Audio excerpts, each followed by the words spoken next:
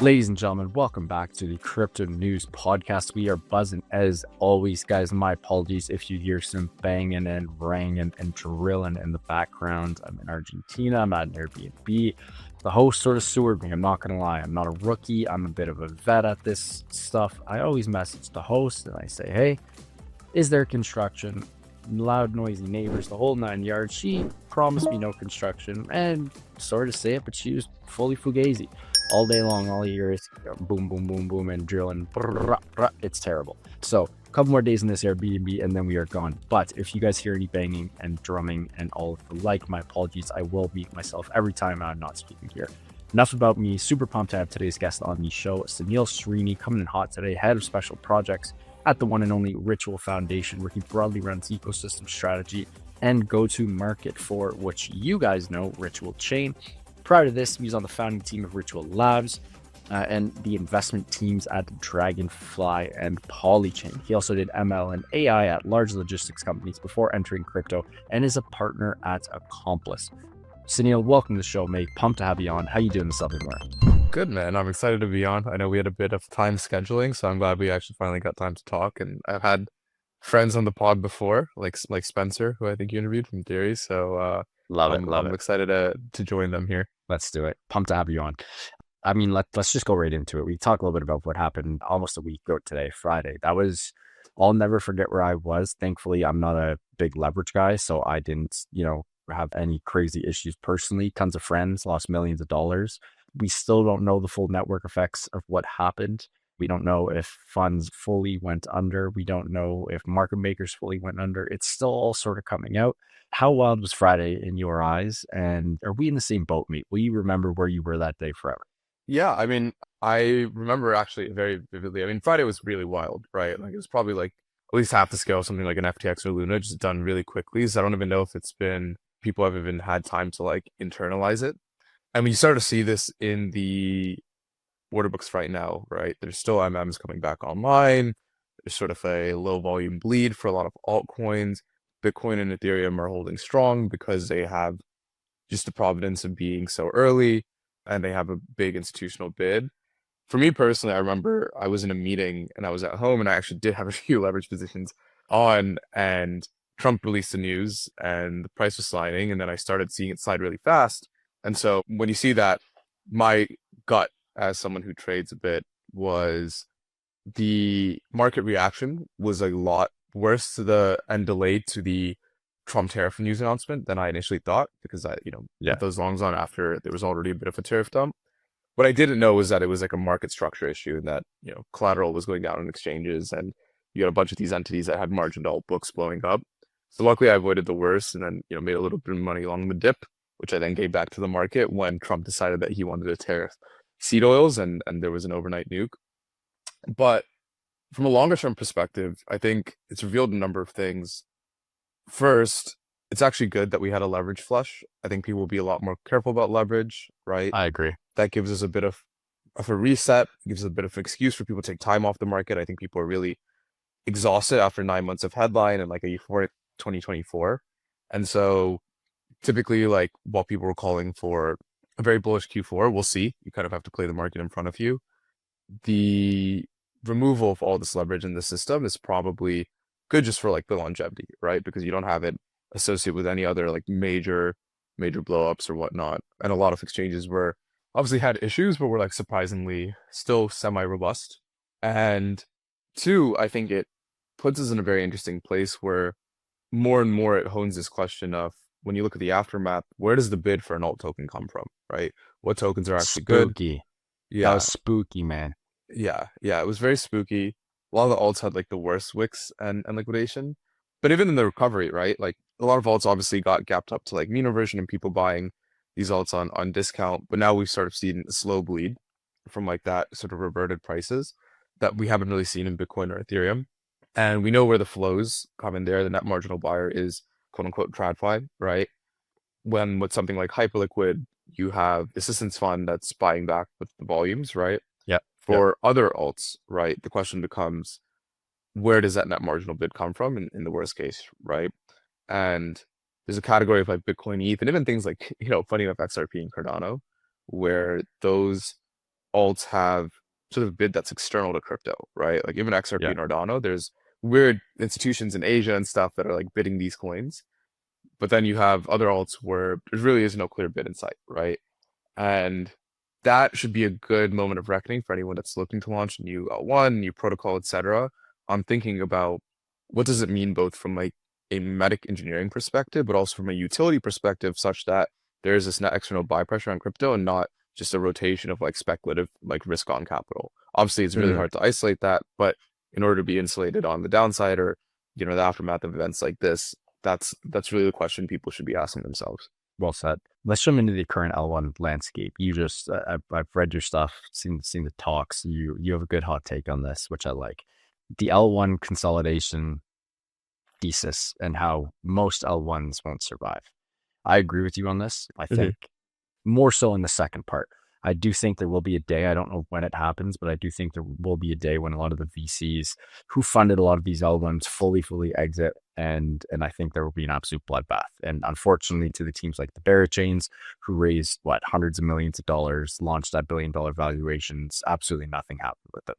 Keone came on the podcast. I think he's a brilliant dude. I don't know if the same thing's going to happen with Monad, but I also don't really know any teams or any products or anything that is going to be launched on top of Monad besides just this big airdrop. So with that in mind, what is the L1 consolidation thesis of yours, and why do you think most L1 chains won't survive?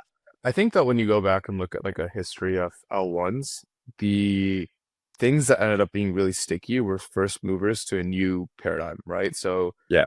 it was that, or they had some advantage distribution. So let's break that down. We started with Bitcoin. It's the god of all sort of crypto assets, arguably maybe the god of all assets, right? And Yep. Ethereum was very sticky because it's one of the first platforms to come along and offer smart contracting in a very credibly neutral way and in a very functional way. And so it captured a lot of the DeFi flows. And then the problem with Ethereum was that it just wasn't scalable and we were hitting block space limits. And so Solana comes along and says like, hey, here's a fast blockchain that actually works, right? And in their case, they not only had the product advantage and a moat to create applications that were sticky to them because you couldn't build them on Ethereum, just like there were things you could do on Ethereum that you couldn't do on Bitcoin, right? They also had distribution because of the early days of FTX and Jump supporting them, right? And then you look at things in parallel, like Tron, right, with Justin Sun being very early to like getting USDT payments volume, and BNB being backed by Binance, and you also and Base as well, and you see like okay, these things had very advantage distribution, and I would even lightly apply the same to like Arbitrum and Optimism just being like so the first L2s that were really big and functional on the market. So the question becomes for a new L1, what applications can be built on your L1 that no one else can build, right? And who's going to build those applications? In the case of Hyperliquid, Hyper EVM is supposed to be a fast L1, right? It's not a great experience today. But Hyperliquid and Hypercore is such a phenomenal product, right? Such that the ecosystem on Hyperliquid benefits immensely from the Hypercore order book and all the things that are going to be built on top. So HIP3, HIP2, the ability for them to platform new spot listings, new exchanges, etc. So in that case, they actually built a distribution advantage via Hypercore. Most L1s, it's hard to see what their distribution advantages is, one, or two, what their defining product moat is. Of the two categories, I actually might even say that two is the harder thing to solve, right? Because one is the ability to, have motion, so to speak, right? And go and get like the right partners to go and back this L1. So like there are things like the Robinhood L2 that might do really well because they have the Robinhood distribution. There are things that have big protocols backing them, etc. But to actually build a step function in blockchain paradigm is actually really, really, really hard, right? Like Solana was a really hard thing to engineer. To build any new L1 is a really hard thing. To your point about Monad, I do think that what they built was really hard. I think they probably had really, really good tech in terms of speed. And so I'm very curious to see what will be built on Monad and what sort of financial or other applications will arise there. I'm aware of a few. In my mind, though, and this is not at all a disrespect to the Monad team, I think I apply this as a blanket statement. I do think that within the class of what happens with having high-speed blockchains, we've already explored a lot of things that have product market fit within crypto. And to then start exploring applications that we put on the chain that use high-speed blockchains outside of crypto, you actually need to go and attract talent outside of crypto, right? Because those people have domain Yeah. expertise. But if I had to consider like a Monad or Mega ETH relative to Solana, it's not 0 to 1, it's maybe more like 1 to 1.5, right? That's just my take, right? With Ritual, the way we think about it is what is going to be that actual next paradigm shift in how blockchain is engineered? And the answer we came back to is you kind of have to break the paradigm of what blockchains mean. And what that means is every blockchain today is basically the same computer run over basically the same set of nodes, right? You have a bunch of Yeah, people yeah, that are running the yeah. identical computation that want to agree on what a computer should do. And that's really good. And like I said, we spent a lot of time making that faster in a bunch of different ways, right? Parallelization, you have like 00, enabling like fiber optic communication between validators, just follow the sun, yeah, consensus modifications, all of this stuff. But fundamentally, that means that you have a very monolithic nature for how blockchains are built, and it doesn't allow specialization, right? Which means that if there's compute that exists outside the confines of what the shared computer can do in a feasible or cost-effective manner, to go actually bring that on chain takes like a whole process of like engineering oracles or doing your own custom setups, etc. Right? And so Ritual has really been built as a chain that enables specialized computation. We want to go from having what's very like monolithic homogeneous compute to heterogeneous compute. And very simply what that means is you should have an environment that you have everything you know and love about existing blockchains, if it's EVM solidity, the same consensus guarantees, all of that stuff. But you should also be able to very easily, in a very chain native way, add in things like AI models or Web2 APIs where you can call like anything on the internet, right? Or ZK provers directly to the chain and let any smart contract from the chain call that, right? And those specialized compute nodes should also be able to inherit the security of the underlying chain, right? So suddenly, if I'm building an application and I want to access an AI model, I don't have to go build my own Oracle or do it in a weird way. I should just be able to stick it on a node, right? Connect that to Ritual, and I should be able to call that model through my smart contract, right? Or if I want to have something that happens on a chain affect this model or affect a web service that happens off chain, that should be really easy, right? So these sort of new computational primitives, models, Web2 APIs, etc., should be treated in a very chain native way, but in a way that it's not like you need every single like validator to go and run the same model, right? And it's really expensive. And so very simply, the way I think that blockchains evolved is that we have built very performant environments for monolithic compute, shared compute, right? A shared computer. The next evolution for how change should evolve is that there should be a very blurred line between what's on chain and off chain, right? And that should be unified in one layer, right? If I'm building an application on Ritual, the goal is that I shouldn't have to worry about like how expensive or what infrastructure I need to access some data or some model or some service off chain in my application and vice versa. I should just be able to do it, right? And so if you have this chain that's built to sort of be this convergence between, call it Web 2 and Web 3, we think that's sort of a step function. And that only comes from when you build blockchains to accommodate not just faster of the same computer, but different types of compute and in a chain native way. Well said. Wow, what a rip. Jeez, you're on a roll here.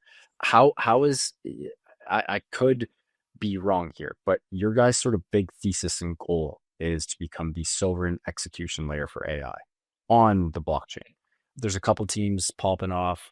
No one's really fully executed this yet. We've seen a lot of demos. There's a lot of A/B testing going on for AI agents coming into crypto. I'm really excited about this, where I can sort of set the parameters, set the risk functions to see how much risk I want to give my AI agent, how much autonomy, how much power I guess I want to give my AI agent to then go and make me some cake online. That's just one use case. There's millions of use cases. I think it's going to be a lot of fun. I also don't think TradFi is going to allow AI agents to come in and have the financial freedom and autonomy that the crypto world will, because of the decentralized and permissionless nature of the world we live in. But with that being said, before we get into what you guys are doing exactly, how do you see the future of AI and crypto working together? Yeah, it's a good question. So as you mentioned, we're a sovereign execution layer for AI.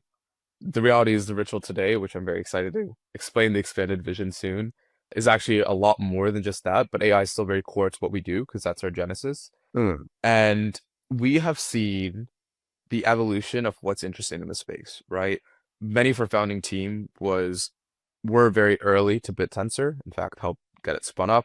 Niraj on the lab side literally worked next to Const, right? And Jacob when they were building the network. And so that and Numerai as well. So those being the first sort of examples of, you know, crypto and AI. But then this cycle, we've seen a lot of different things, right? We've seen distributed GPU networks for compute. We've seen tokenized AI agents, and we've seen now there's a lot more substance with people doing like DeFi, right? DeFi XAI. And I think the latter category is a hint at where things should go, right? Which means that the future of crypto AI to me firmly is applications that actually use AI in a productive way, not just tokenized slop. So it's very easy to tokenize an agent that does like some random thing, right? But eventually that needs to be accrued or interacting with an application that's actually like useful to end users, right? Or there's some value tie back if you are launching a token. And so instead of it just being like, hey, I have this AI agent, I'm going to tokenize it, and it's going to do something, right? You instead have an application that's like AI is a very core part of my workflow, right? And I need it for my application. So whether that's using models to better manage AMM vaults so that you're not necessarily losing a ton of money to IL, right? Or building incentive layers for like AI productivity tools, right? Where it's like, okay, we can actually give out rewards or people are being productive on this platform, right? There's a bunch of different Mm. things across like DeFi and AI that DeFi, consumer, everything else in between that becomes really interesting. On the other end of that spectrum, I think that there's a lot of places where incentives fit into the AI stack that are non-obvious. So a lot of people have talked about decentralized training. I think it's definitely interesting. I'm very curious to see how they play out in practice, right? I think that distributed training is a very hard task, especially because competing with labs ends up being really hard. But there are other things that are very interesting. So for example, there's an increasing economy around how to use prompts and workflows, right, to get the most out of your AI model. And the problem with this economy right now is disintermediation. So if I have like a really good prompt or a workflow and I want to charge someone for it, I have to reveal it to them. And when I reveal it to them, it becomes very easy for them to disintermediate and give it to a bunch of people for free. One of the things that we actually looked into at Ritual was when you want to monetize like these prompts or workflows, we can actually use TEs, right? And we can use sort of I on-chain would. incentives to shield those prompts and workflows, but still let people access them, right? That is a much better way of building like a monetization marketplace for these sort of like new AI knowledge creator economy, right? And there's a million more cases like that where it's like we can go and use some part of the incentive stack to make an AI better or make an underlying process better. That's also really interesting. So broadly, I put them into two categories. Crypto is really good at open incentives, right? Really, really good at permissionless access and creating these algorithmic playgrounds. AI is super intelligence. The intersection of where those two meet on either end is very interesting. So can you create new applications that utilize incentives in a really interesting way, and AI comes and controls them, fine tunes them, helps the user, and then can you go and use the incentives made available through crypto to go and improve the AI or improve an underlying part of the process or somewhere in the stack. And I think those will become the very interesting things because those are the things that actually will make revenue, right? And increasingly we're seeing a reversion to fundamentals and a greater demand that something produces fundamentals that will lead to a bid for the protocol or lead to a bid for the project, right? I love the sort of the theme you've discussed many times here with leading to that bid. Like without support, you really are hook. You know, like you really do need people bidding that at all times. Who taught you that, or where did you learn that? I think it's just being a trader, right? Like one of the best things. I actually wrote a really good article. Or I would consider it really good. A good article considered called "Building and Investing," and it basically talks about how for the first my years of my career in crypto, I was purely doing venture building and venture investing, and I started trading relatively recently compared to a lot of my friends, but luckily was able to do it in good volume and end up running it in good size. And once you put yourself in the position of someone who has had significant exposure to liquid markets, right? And understands what they look for in a thesis, independent of like what's really cool as a builder, what's really cool as an operator, but very stone cold, you are the net marginal buyer. What do you look for? That gives you an indication because at the end of the day, if you're building an equity business, you don't have to worry about this. You need to care about revenues, right? And the assumption was that with a token business, you can just drive a lot of hype and then you don't have to care about that. Increasingly, we're seeing that mimetic premium collapse, right? It's still there for a lot of assets, but we see collapse, right? And so when you put yourself in the position of like, if I were to launch a token for this protocol, why would someone buy this token? That's actually a very helpful anchoring point in working backwards from how should you think about things from a high level. That's not the only anchoring point, right? Not everything should be why should someone buy this asset or token for protocol, but it is helpful to have that at one end of the spectrum, so one extreme. And then it's helpful to have at the other end of the spectrum from a very pragmatic builder standpoint, what's feasible, what can I get to market, how am I testing user feedback, what do users really like, what is my thesis on why to build this. When you have the convergence of those two in the middle, and I talk about this in the article, that Alfred Lin has this really good framework of from Sequoia of having two extremes in your mind and then finding the convergence point. So the one extreme is me as like an end liquid buyer, what do I care about? And then me as an operator and a builder that knows all my challenges, what can I do feasibly? The convergence of those two is something that's actually really informed how I think about strategy and how I think about product and what's compelling to the market, etc. Wow, what a rip. We ought to do an ad read soon, but you're on a roll. I don't want to cut this yet. What do you use to trade? You a hyperliquid guy? If you're trading the size, trading lev? Yeah, I'm trading left. Maybe I shouldn't have given recent events, but yeah, I trade mostly perps. I trade on chain, but on chain's been kind of dead, so it's been a very brutal environment to trade on chain unless you're like locked to your desk 24/7, which is kind of hard as an operator. Doing a little bit more equities and investing, and I think options are incredibly underrated in crypto, and you actually are starting to see this with a lot of sophisticated participants like DJ Ping and Base16Z, for example, tweeting about Yeah, using options. So spending a lot more time thinking about there, and maybe wink wink, we'll start trying to figure out how to bring options and make them more accessible on Ritual. I love that. So you're a hyperliquid guy. You use hype to trade with size? It's Hyperliquid. I've traded on a bunch of different exchanges, but I like Hyperliquid. I think that it's a good experience. I've been using Trade.xyz's terminal and also like trying out their XYZ 100 product. And I think they've built a really good experience there so far and definitely have some ways to go. But I've also been very pleasantly surprised at the quality of their product as well. Got you. I mean, you're farming that airdrop, eh? Getting that unit drop. More so like supporting the friends because I do have some friends working on it. But yeah, I mean, it wouldn't hurt. No, that could be a fat one. Okay, quick ad read. We're gonna jump right back into it. Huge shout out to Prime XBT, longtime friends and longtime sponsors of the Crypto News podcast. We love the team at Prime XBT as they offer a robust trading system for both beginners and professional traders. Doesn't matter if you're a rookie or a vet, you can easily design and customize your layouts and widgets to best for your trading style. Prime XBT is also running an exclusive promo for listeners of the Crypto News podcast. Use promo code CryptoNews50. That's CryptoNews50, all one word, to receive 50% of your deposit credited to your trading account. Again, that's CryptoNews50, all one word, to receive 50% of your deposit credited to your trading account. So back to the show with Saneel. A bit more on Ritual, and then let's jump into some more fun stuff. And you're on an absolute cedar right now, dude. This has been an absolute blast. Walk me through Infernet. That is not Internet, that is Infernet. Infernet, the decentralized Oracle-like network to serve AI inference tasks, smart contracts, or applications, really opening up this big next wave. Walk us through that. Why is this so special? So Infernet is no longer, first of all, no longer something that's core to Ritual's offering, but still something that exists because we built that infrastructure to be very complete. Our focus is on the chain, but Infernet is very powerful for a number of reasons. We built Infernet primarily as a way to really test the demand and build infrastructure for using AI models or really arbitrary compute if you look at the way it's architected, but primarily AI models and on-chain applications. So we deployed that and we actually ran a few experiments on that. And these were very early experiments. So Ritual, to my knowledge, the lab team was one of the first to deploy an on-chain agent. In December 2023, there was a friend rug agent that sat in a friend tech chat room and would decide whether or not to buy your keys or sell other people's keys. We're a little too early to that wave, probably by a year. But we built that using Infernet, where you had models that were using this Oracle network to affect contract functions on chain and do things like buys and sells, and also accept on chain messages and process them.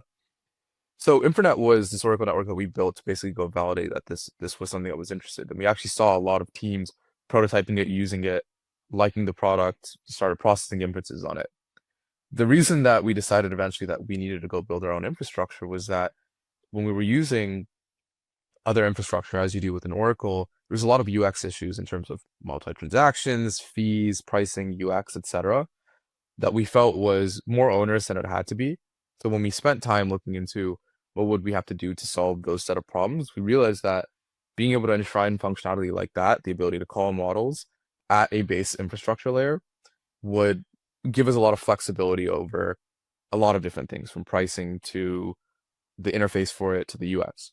Turns out that was actually a really hard task because we released Infernet in like 2023, right? 2024.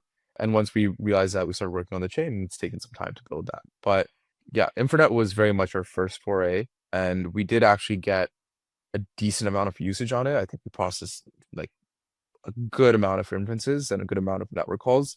And we didn't do any incentives, nothing. They were just, 10,000 organic nodes, probably mostly people trying it. But, it was interesting to see that many people were interested in using it. And that laid a lot of the groundwork for how we think about the chain and what's important there. That's wild. I mean, you know what the biggest question we're gonna get is as soon as this podcast airs? What? Token. Don't I just wait and see, I guess. I guarantee you I'm gonna get a couple dozen DMs.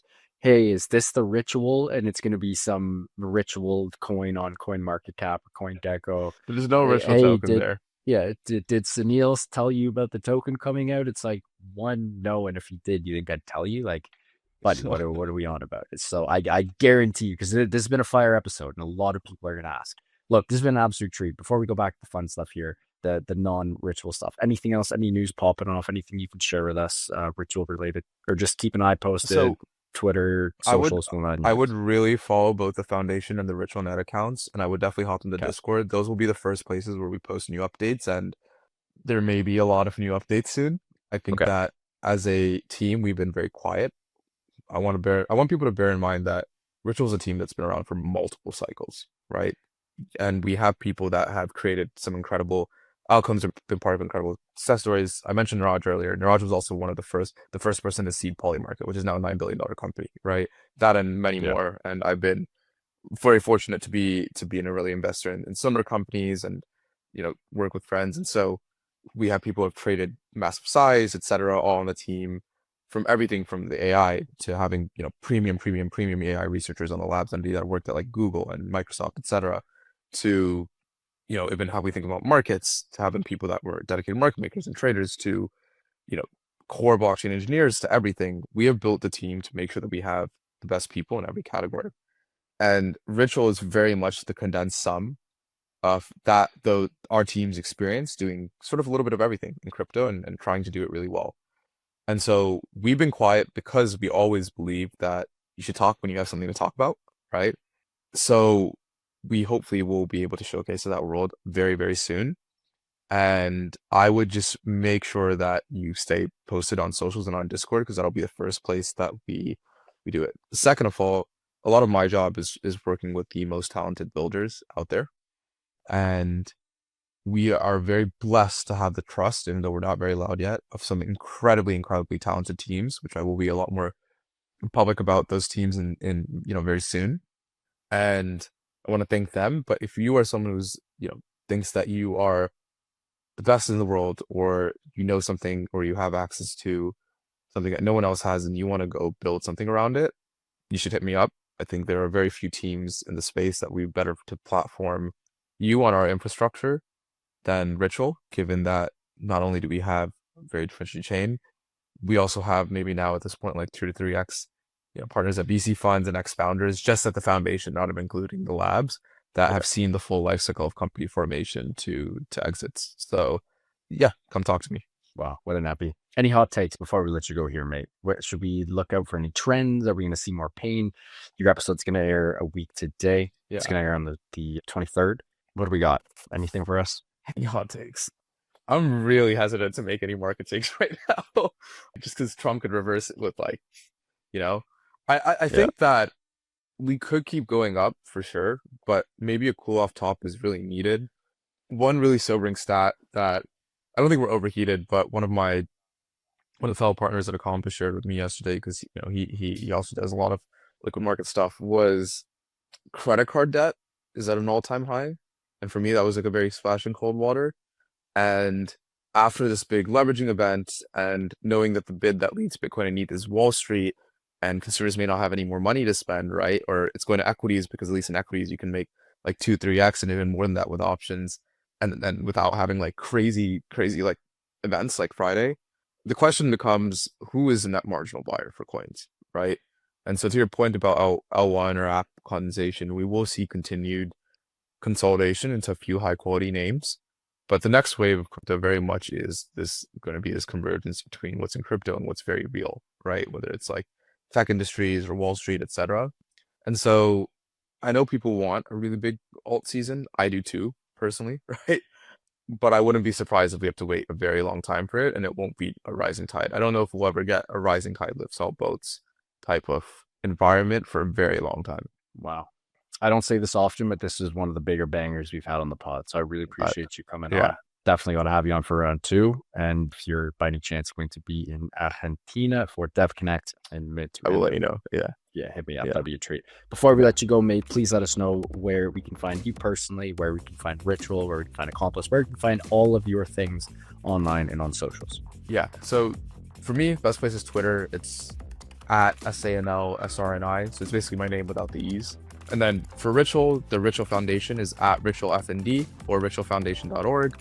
RitualNet, which has a lot of technical details, is ritual.net or at ritualnet on Twitter. Accomplices, we're pretty low key, but accomplice.co if you go and search that online. And my Twitter DMs are always open. It's the place where I spend a lot of my time doing my public thinking, so feel free to find me there. Yeah. Banger. Folks, we're in an episode with Saneel Sreeni. Legit one of the best epis we've had on the pod. Everyone was 500 deep. This will be one that I listened to on a nice morning walk when I'm back in the I was pumped for that. Literally 10-10 market crash recap, current L1 landscape, AI and crypto. I love just the importance of having the bid. One of the many things that I love in life is when something is front of mind, you understand the importance of it, but you need someone to just sort of drill it in your head. And that was one of the big takeaways from today as well. Huge shout out to Saneel and the team for making this happen. If you guys enjoyed this one, I hope you did. Please do subscribe, hammer that like button. Guys, we could see some more pain, so touch some grass, keep on staying healthy, wealthy, and happy, and we'll see you on the next one. Yeah, be careful. Love you guys. Thanks for tuning in. Ciao.